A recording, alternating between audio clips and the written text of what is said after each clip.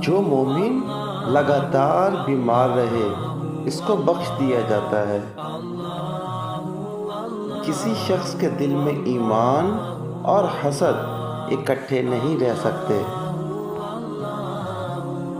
ایماندار وہ ہے جس سے لوگ اپنے مال اور جان کو محفوظ سمجھیں۔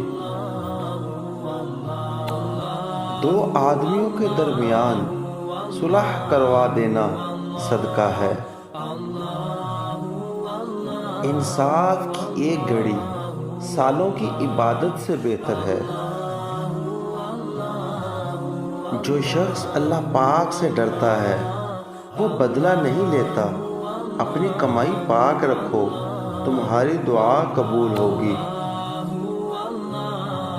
کھانے کا گرا ہوا ٹکڑا دسترخوان سے اٹھا کر کھانا اولاد میں خوبصورتی، رزق میں برکت اور تکبر ختم کرتا ہے۔ ایک وقت آنے والا ہے جب لوگ نیکی پر شرم اور گناہ پر فخر کریں گے۔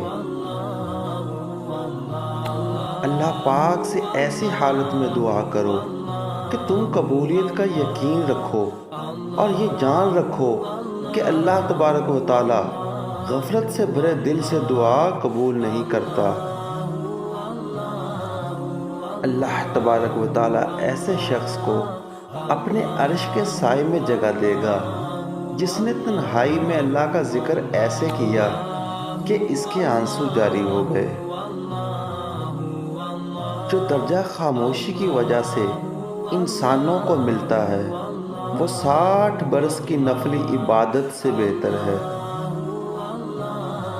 3 آدمی ایسے ہیں جنہیں اللہ تعالیٰ روز قیامت دیکھے گا بھی نہیں۔